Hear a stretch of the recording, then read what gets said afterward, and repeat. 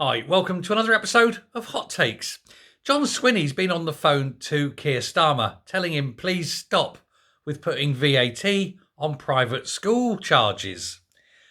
He's saying it's going to be very damaging for Scotland. Already, apparently, two Scottish boarding schools have closed. They were just about getting by, and the number of pupils that have been pulled from these schools because of the VAT charges has meant that they've become basically unviable, and so they have indeed closed, and they're indeed probably not going to be the last ones that close north of the border, or indeed south. Now, there are many problems with this, and Swinney's been pointing out that one of the things is it may lead to massive house inflation in good catchment areas of good state schools. Although north of the border, there aren't many of those, but there are a few. But he says that this will drive out people who cannot afford it.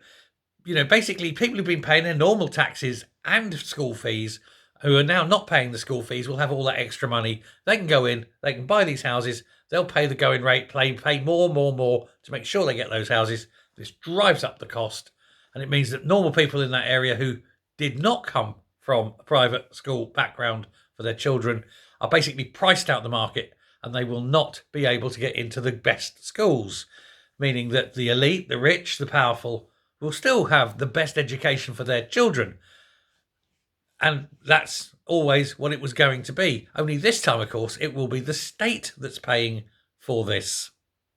And the state will not be paying for these top schools for the other kids who can't afford private education. And so what you're actually doing is denying the best education to the poor in society, rather than having the rich going off to their private schools and having those good schools, those good state schools available.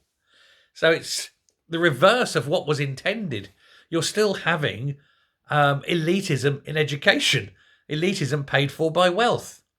It's a pointless exercise. And as we also pointed out in a previous video yesterday, far from raising the 1.7 billion that was targeted by this theoretical increase in VAT or addition of VAT on private school fees, the government is actually now targeted to lose 300 million. So, you know, £2 billion worse off.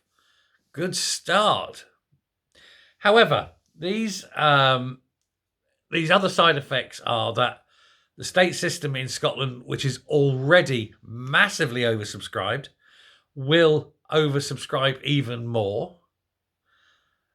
Those children, and this is the genius of it, those children coming from a private school, which then cannot get, under Scottish law, cannot get into the first three choices of schools, will be able to attend the private school, but this time the state will be paying the fees for the private school. Great news for the teachers. Sorry, great news for the parents of these pupils, isn't it? Kids are still getting their private school education for their children, only they don't have to pay for it. The government does. Winner, winner, chicken dinner. One of the other problems, of course, is that money that would otherwise have been available for schools, in terms of bursaries, in terms of loans for the less able to go on things like school trips and whatever, just won't be there anymore. So again, removing from the poorer kids life chances, trip chances, things like that, educational opportunities. And again, this is all part of the unintended consequences of a very, very badly thought out policy that was designed not to level the playing field in terms of education, but simply to punish people for daring to want to better themselves. Now, they've claimed that there'll be all these positive outcomes. But Swinney's saying, no, for Scotland, there are no positive outcomes. There is literally nothing positive because the VAT that's raised doesn't go to Scotland. It goes to Westminster. So they're not benefiting from that, but they are being forced to pay more to educate these children coming in. They're saying that they can't afford it. And you have people saying that they're expecting some Scottish high schools, you know, in the state schools, to literally crash with numbers. And they're expecting a lot of these independent schools to really struggle and maybe close. And some of these specialist schools are specialist schools for a reason, because they deal with particular types of pupil, those on the autism spectrum, for example, which need dedicated one-to-one care or one-to-several care, but not one-to-many. But they're not provided for in the state sector. They are only provided for in the private sector. And if that's happening, then in that case, they will then have pupils that are just not catered for. And the state has no concept of how to deal with these pupils. They don't have anything like these private schools in the state system. So they want to know what will happen there.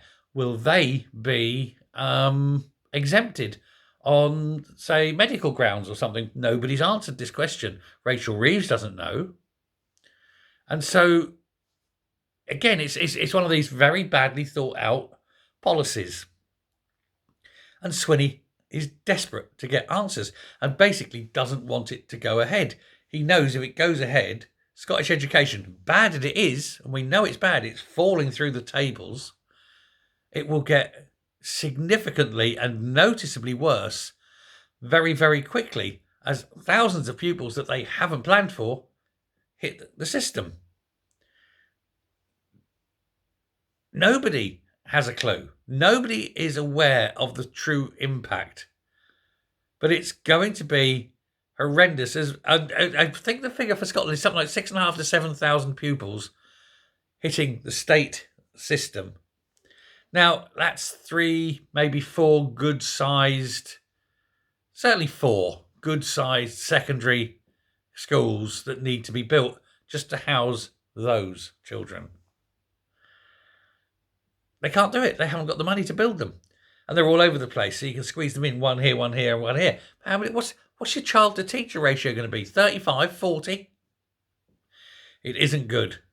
And yet, for all of this that they're trying to push, the benefits are nothing, but the costs are immense in terms of actual money, in terms of loss of opportunity, in terms of loss of advantage to exceed in life.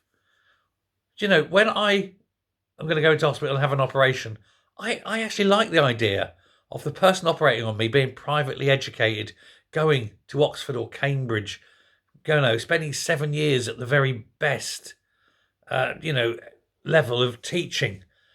I don't like the idea of someone coming out of a secondary school and going into a third-rate university and getting a B or a 2-2 in medical science or something, and then doing open heart surgery. Call me Mr. Picky, but I think I want someone who's very, very well educated to open up my chest and poke around in my heart. What about you? Thanks a lot. Bye.